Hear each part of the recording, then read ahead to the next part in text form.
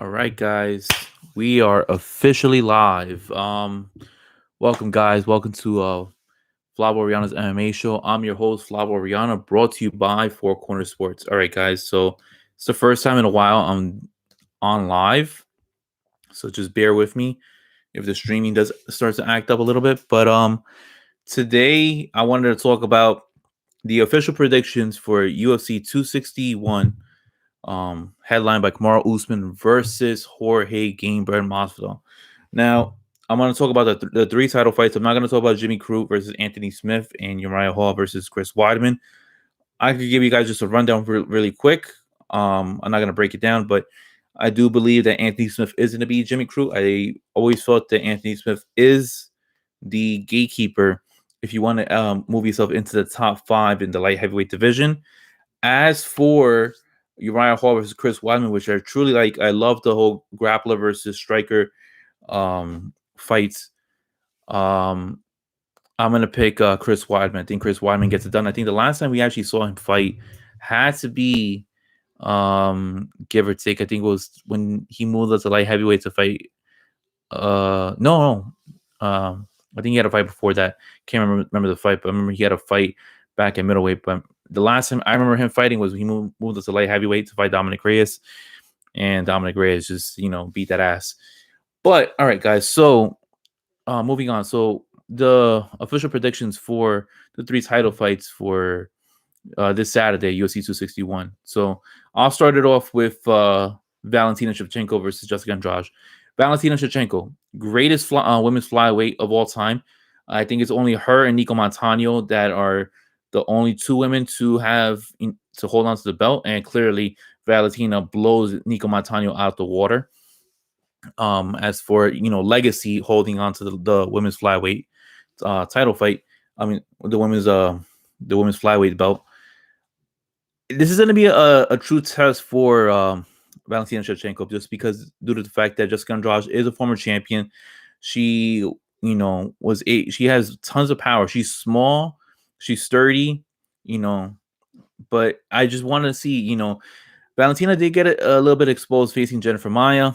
We saw that, it was the first time that we've seen, Valentina on her back, right? Struggling, for at least, I want to say like for at least the very first two rounds.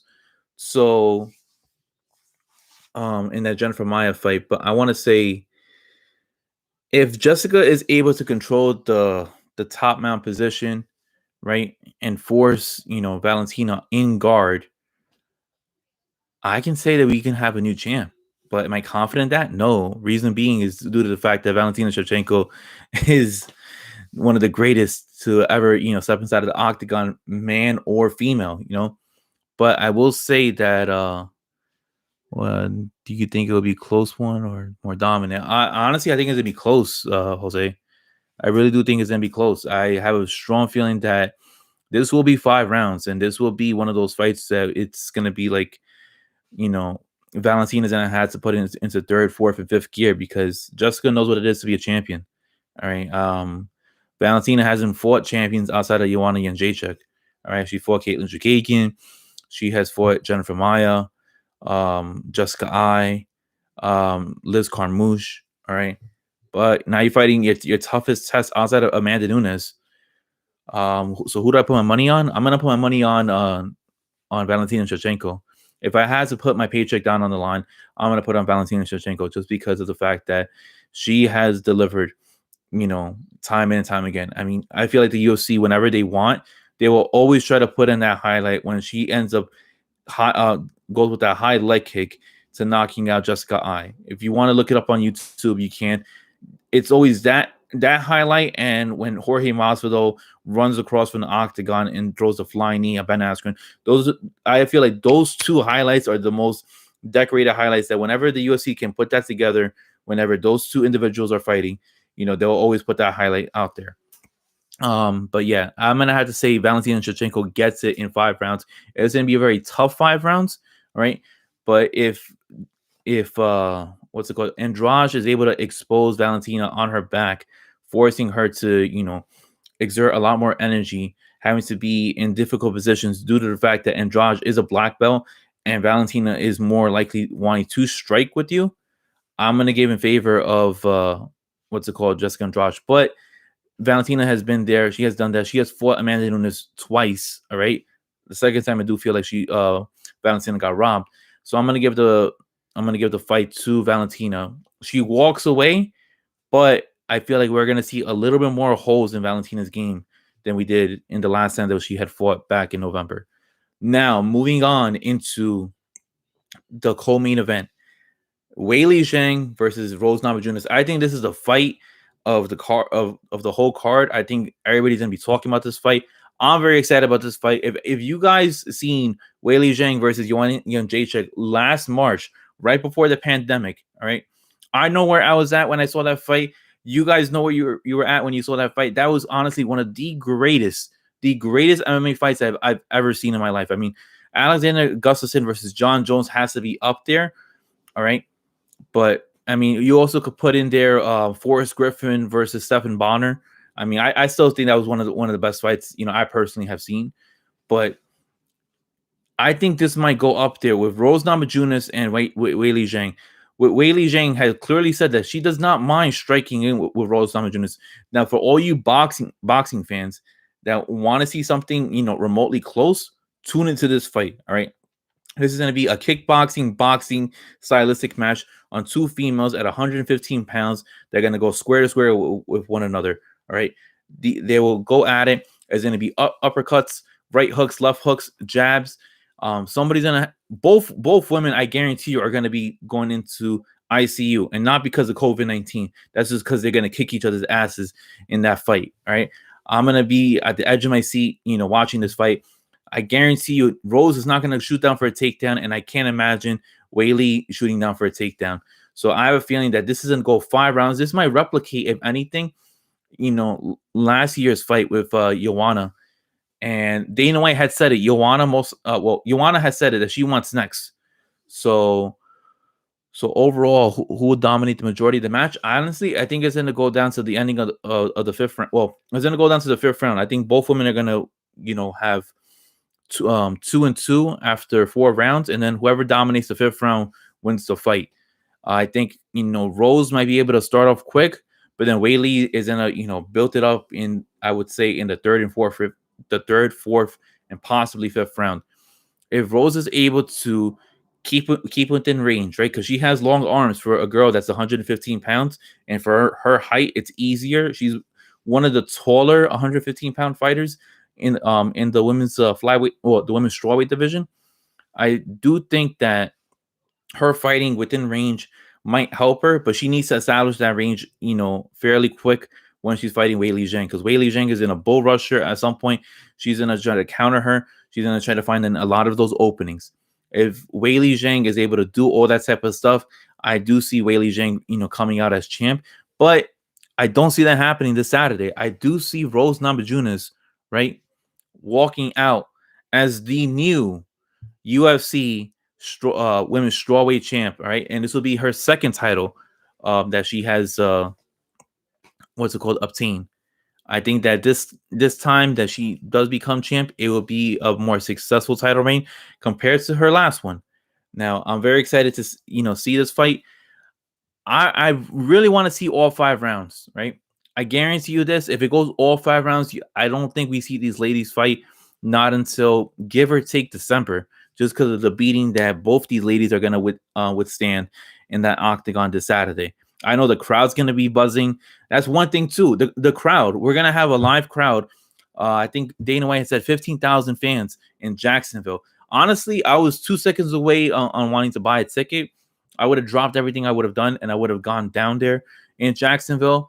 But I'm waiting for something nearby. I felt maybe like Jacksonville or Houston or Las Vegas did not want to pay, $800 to sit in the middle of the T-Mobile Arena to watch Conor and Dustin. I use that money for something else.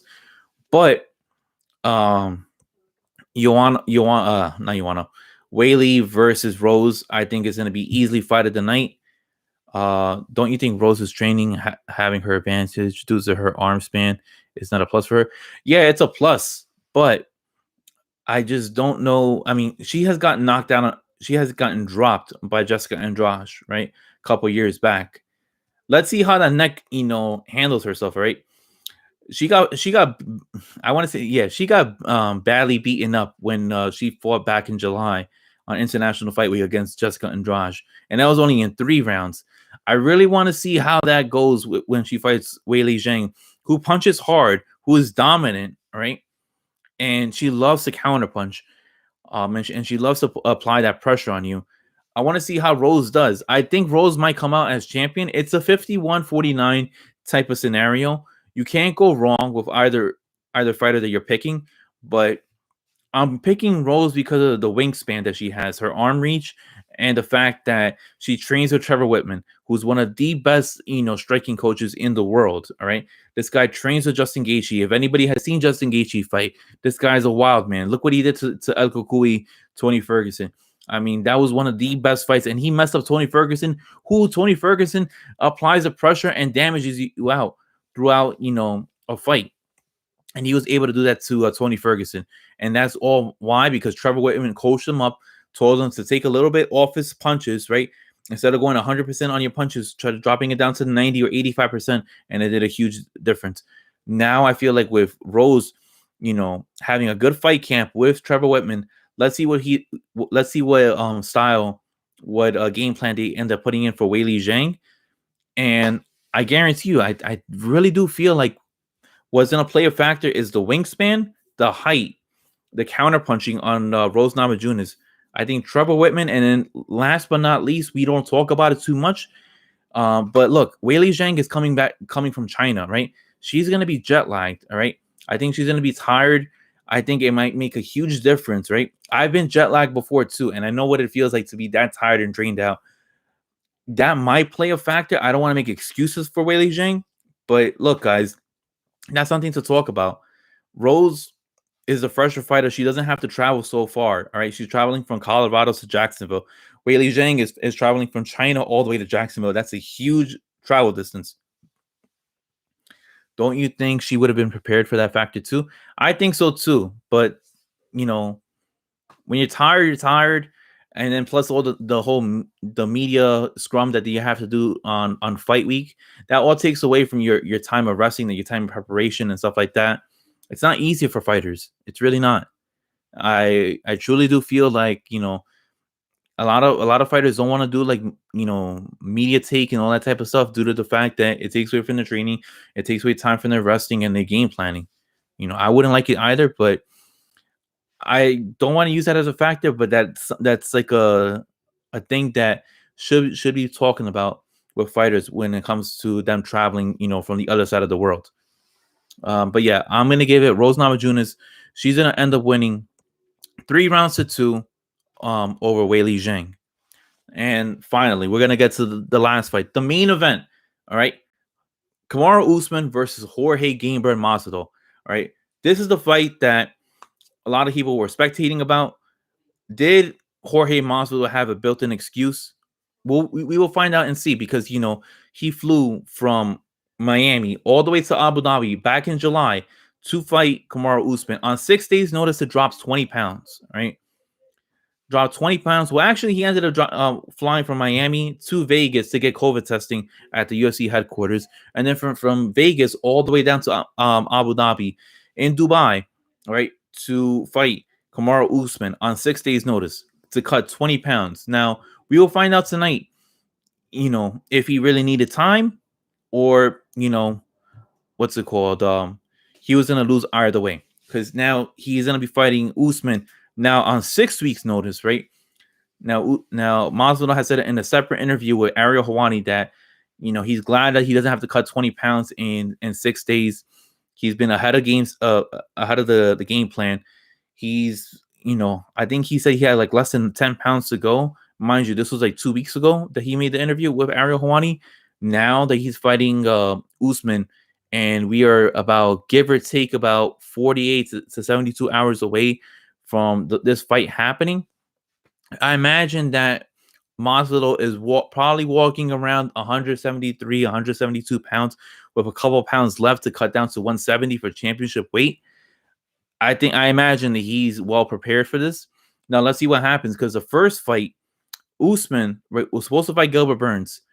That fight got canceled because Burns ended up testing positive for COVID. Now that we have, now that he ended up fighting Masado, right? He grappled with him, he foot stomped him, whatever you want to call it. It was honestly one of the worst 25 minutes I've ever seen in the octagon, and it was very, very boring. Masvidal is can the weight loss be a factor, possible fatigue? Of course it is, because think about it. As you're fighting, well, as you're trying to cut down in weight, you're diminishing your body, right? Now imagine trying to cut an excessive amount of weight from, I don't know. I'll use me as an example, right? Let's say I want to cut down to 170 pounds, right?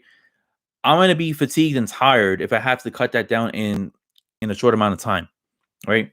And I'm not going to be my true self. But if I'm able to if I'm trying to cut down to 170 pounds from, let's say, a 6-week camp or 12-week camp or whatever, I'm going to be well prepared as somebody that's going to try to do it all at once.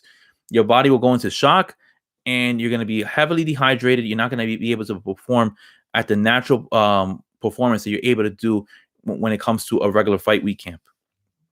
Now, like I was saying before, now that Masvidal and Usman have both fought each other, Usman, hugged Masvidal, pinned him against the cage, clinched him, foot stomped him.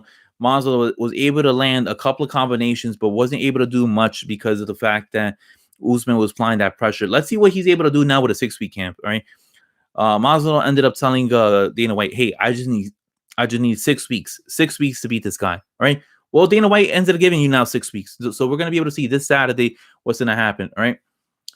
Now, I want to lean towards Usman just because that seems like the safest pick to do, but I'm not 100% sure about that because of the fact. Look, all you need is just one punch, or dare I should say, one knee when it comes to Jorge Masvidal. I don't think Jorge Masvidal is going to do the flying knee on Kamara Usman just because I think Kamara Usman might be able to prepare for that in case that does happen. Ben Askren did not expect that, nor did neither of any of us. That flying knee that was infamous, that was heard all around the world, all right? That happened in International Fight Week in 2019. Ben Askren didn't see that coming, neither did any of us. Usman definitely, I could tell you what, has prepared for that. Do I think that's going to happen? No, but can I see Masvidal knocking out Usman the same way that he knocked out Darren Till March of 2019? Yes, I can. All right. With that being said, if Kamara Usman's punches, right, are as soft as Masvidal has described, then you know what? Gamber should be able to do fine. Let's see what Gamber does, with not having with having a 6-week camp, plus being able to fully prepare for what he had experienced, previously with Usman and the wrestling, right? And then most importantly, stuff that we have not talked about, right? I can't remember, anybody talking about this. Jorge Masvidal's head coach, Mike Brown, was not there for the first time when Usman and Masvidal fought back in July, right? He was not there. So I think that plays a huge factor when your head coach was not there, the guy that primarily trains you to get into where you need to be at, and he couldn't be there because he had tested positive for COVID back in July. He will be there this Saturday, all right? So I feel like that plays a huge factor because Usman had his coaches over there. He had his brother, his training staff, everybody, right? Masvidal did not have Mike Brown in his corner, his head coach. I think that may play a huge factor. I think there might be more twists and turns that you can put with Mike Brown being there, right? That will apply for Usman to not be fully prepared for. All right. So with that being said, I want to give it a Jorge Masvidal. I think Jorge Masvidal gets it done in the 3rd round. I think he gets it done because Usman might want to play tit for tat in the counter in the striking department. And that might kind to bite him in the ass. If that happens, Masvidal wins. Masvidal wins by knockout, and we have and new welterweight champion of the world, Jorge Masvidal. We'll see what happens, but I cannot wait for this fight. I cannot wait for all 3 title fights, especially the co-main event. All right, I think the co-main event is going to kick ass. I think that it's going to be one of the best fights of the year. Until then, guys. 10 o'clock, Saturday night. UFC 261. Jorge Masvidal versus Kamara Usman. Welterweight titles going to be on the line, along with the women's flyweight and the women's strawweight titles going to be on the line. Cannot wait. And plus, those first two fights on the main card, Jimmy Crute versus Anthony Smith, it's going to kick ass. Same thing with Uriah Hall versus Chris Weidman. I'm very looking forward to those two fights. Although I just have a feeling that Crute's not going to win, and I think Uriah Hall, is not going to be able to stop the wrestling of Chris Weidman. So then, guys, I'm Flavio Rihanna, and thank you for tuning in. All right, to Flavio Rihanna's MMA show. All right, so then, guys, please hit that like and subscribe button, and I'll see you guys next time. Peace, guys.